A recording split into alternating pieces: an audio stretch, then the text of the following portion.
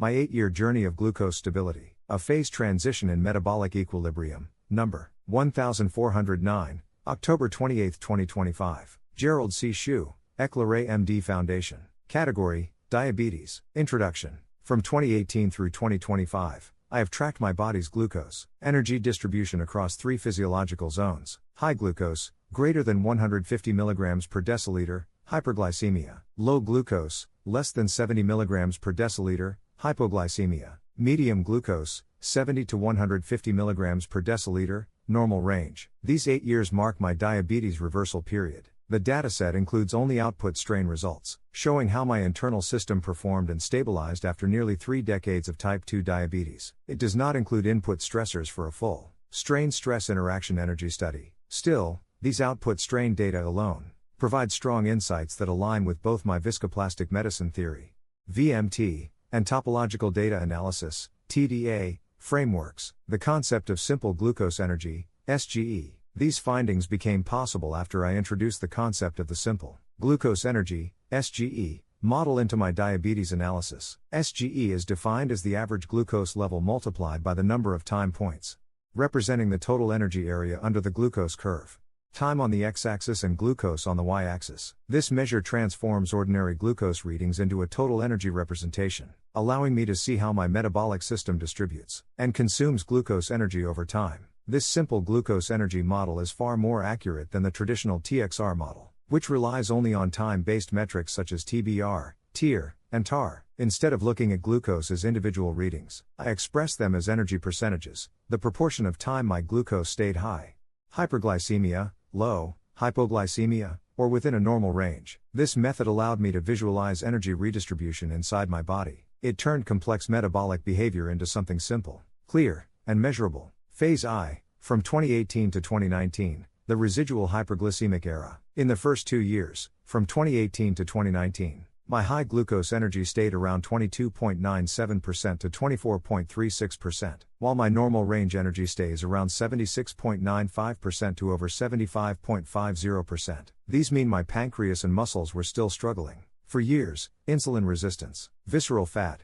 and weak mitochondria had kept glucose high. Mitochondria are the power plants of our cells, turning food into energy that keeps the body alive and working. Inside the body, insulin moves glucose into muscle cells for energy through small doorways, called glucose transporters, mainly GLUT4. When these transporters become sluggish, even normal insulin levels cannot clear glucose efficiently. That was my situation from 2018 to 2019. My glucose transporters were slow, my muscle uptake weak, and glucose lingered in my blood far too long. Phase 2, from 2020 to 2022, the nonlinear transformation. Between 2020 and 2022, my high glucose energy dropped sharply from 11.36% to 5.10%, while my normal range energy rose from 88.15% to over 92.36%. This dramatic shift was not gradual or linear, it was a viscoplastic transformation, meaning my metabolism crossed a critical threshold and reorganized itself permanently. In engineering, a viscoplastic transformation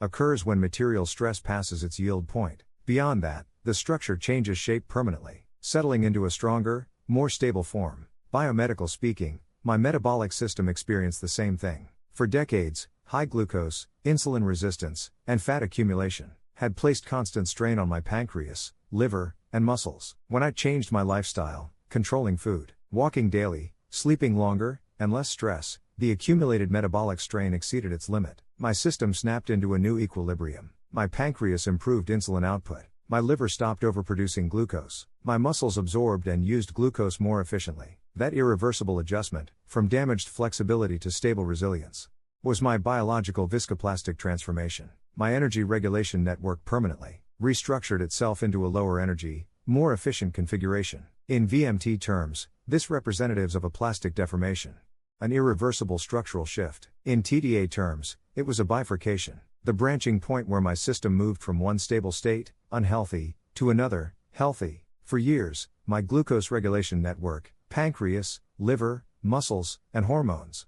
was stuck in a rigid, unhealthy pattern.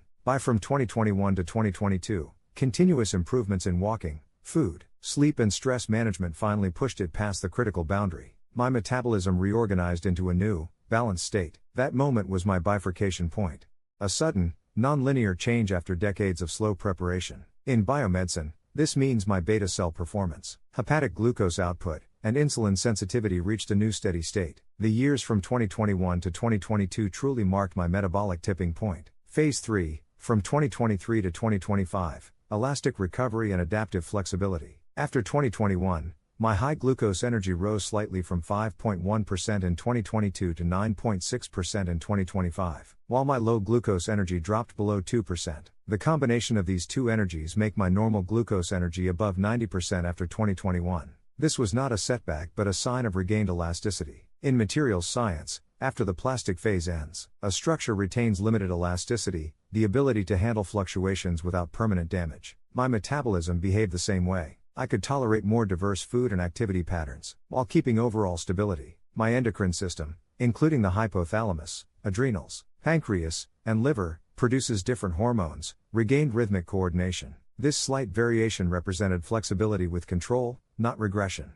Pathophysiological interpretations. From a clinical viewpoint, the reduction in hyperglycemia means less oxidative stress, and lower production of advanced glycation end products. Ages. Lower ages protect endothelial cells and small vessels, preventing complications, such as neuropathy, nephropathy, and retinopathy. The brief rise in hypoglycemia at 1.16% in 2021 and 2.54% in 2022 likely came from my system tightening too aggressively during transition. A normal overshoot is hormonal feedback, insulin, glucagon, cortisol, recalibrated. Despite aging from 71 in 2018 to 79 in 2025, my glucose distribution became more symmetric and stable. More than 90% of my total glucose energy stayed in the normal range of glucose energy after 2021, showing stronger insulin sensitivity and better hepatic glycogen buffering. My body regained both amplitude control, smaller glucose peaks, and damping ability, fewer swings. These are the hallmarks of true metabolic resilience. VMT and TDA perspectives. Even though this study used output strain data only, it still reflects an internal system that evolved through both viscoplastic and topological transformations. Under the VNT framework, the fall in high glucose energy represents the release of long accumulated internal stress. Later years show energy conservation, not loss, because energy was redistributed among healthy zones rather than wasted. Even without an actual TDA calculation, I can describe the conceptual pattern under the TDA framework. Each year can be viewed as a geometric node on the glucose manifold. From 2018 to 2025, the overall path appears to contract, showing reduced instability and greater stability curvature. This topological contraction conceptually aligns with my health recovery, and supports my view that human health tends to evolve by minimizing energy distortion within its biological space. Unique observations and reflections. 1. From 2021 to 2022 as the metabolic tipping point, my high glucose energy time dropped 55% in 2 years, from 8.18% in 2021 to 5.19% in 2022. Proving this was not slow improvement but a sudden phase transition, the yield point of my metabolic structure. 2. Evidence of pancreatic resilience. Even at age 75, I achieved a stable glucose range below 10% hyperglycemia, showing possible recovery of beta cell performance and insulin sensitivity without medication. 3. Adaptive flexibility. The mild rebound after 2022 was physiological fine-tuning, showing that my system became more adaptive, not weaker. 4. Remarkable hypoglycemia control. My low glucose time never exceeded 2.5%, proving my glucose system stayed dynamically balanced, even at tighter control levels. 5. Parallel with neuroplastic learning, the shape of my 8-year glucose improvement curve mirrors my 4 months shorter post-stroke cognitive recovery curve, both showing an early plateau, a sudden jump, and gradual refinement. It suggests that metabolic adaptation and neural recovery share similar nonlinear learning pathways. 6. Scientific meaning. This study provides evidence that an aging human body can undergo an irreversible structural transformation of metabolism, a true phase shift to a self-stabilizing state. Chronic disease control, when guided by energy principles, behaves just like engineering stress-strain mechanics, nonlinear, dynamic, irreversible, and stable beyond the critical point. Conclusion. My 8-year glucose energy journey confirms that the body can relearn and rebuild itself through continuous discipline in food, walking, sleep, and stress management. I shifted from instability to balance. The simple glucose energy (SGE) method made this transformation visible. By looking at glucose through energy percentages, I could see how my internal system restructured itself, step by step, toward a new and lasting equilibrium. Chronic disease is not an irreversible fate. It is a non-linear, learnable process, one that can be transformed through steady effort and clear understanding of the body's energy behavior. These results prove that metabolic recovery is not a miracle, but a system transformation, guided by energy, geometry, and adaptation. It requires knowledge, discipline, willpower, and persistence, just like achieving lifelong success in any career. Disclaimer: I write this paper not for fame, but to share what I have learned so others can understand their health, prevent disease, and live longer, healthier lives. This content is provided for educational reference only, and does not constitute medical advice. No doctor-patient relationship is created. You may share this summary freely, but it must not be altered, edited, or republished as your own. All intellectual property rights and copyrights for this article and its related materials belong to the author, Gerald C.